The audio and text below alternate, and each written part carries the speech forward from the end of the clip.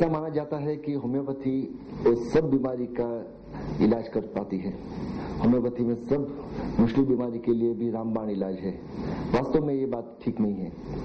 Homeopathy काफी बीमारी को ठीक कर पाती है, वो सत्य हकीकत है, लेकिन ऐसी भी बहुत सी बीमारी है जो होम्योपैथी दवाई से ठीक नहीं हो पाती है। आम आदमी के लिए जानना बहुत ही जरूरी है कि कौन सी बीमारी होम्योपैथी से ठीक नहीं हो पाती है। ये होम्योपैथिक डॉक्टर के लिए भी जानना जरूरी है कि कौन सी बीमारी वो ठीक नहीं कर पा सकते हैं, और वो पेशेंट को बताना भी उनके लिए बहुत ही आवश्यक है। मैं कुछ बीमारी को नाम लेना चाहता हूं जो होम्योपैथी दवाई से उसका इलाज अच्छी तरह से नहीं हो पाता है।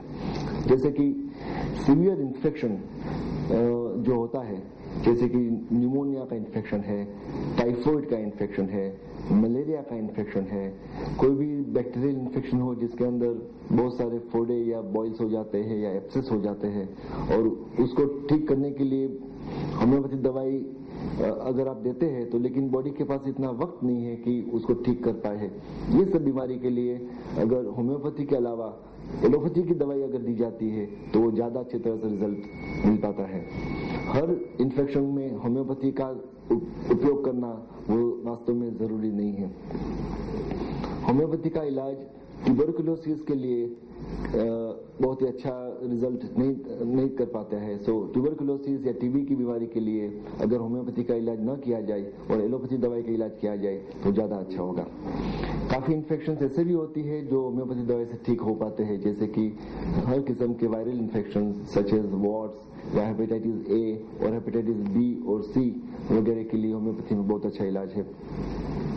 कुछ बीमारियां ऐसी होती है जो वास्तव में सर्जिकल बीमारियां होती है, जैसे कि हर्निया या हाइड्रोसिल या पाइल्स या मसाज जिसको बोलते हैं, जिसको 3rd या 4th डिग्री के मसा होते हैं या पाइल्स होते हैं, या फिस्टुला इन एनो जो कहा जाता है, उसके लिए होम्योपैथी में अच्छा इलाज नहीं है। वो एलोपैथी दवाई करना ज्यादा ठीक रहेगा।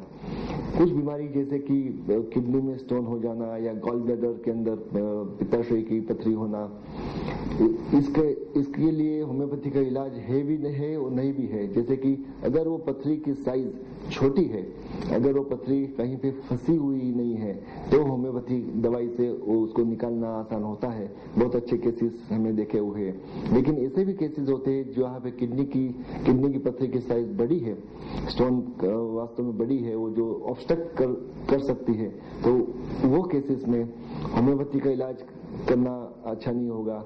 वहाँ पे सर्जिकल इंटरवेंशन या लिथोट्रिप्सी या लेजर की ट्रीटमेंट वगैरह जो भी उपलब्ध है वो करनी चाहिए।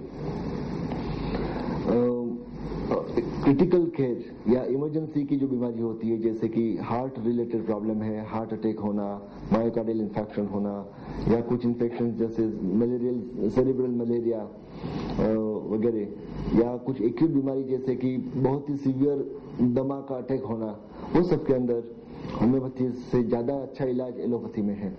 तो हमें समझना जरूरी है कि कौन सी बीमारी होम्योपैथी से ठीक हो पाती है और कौन सी बीमारी होम्योपैथी से ठीक नहीं हो पाती है।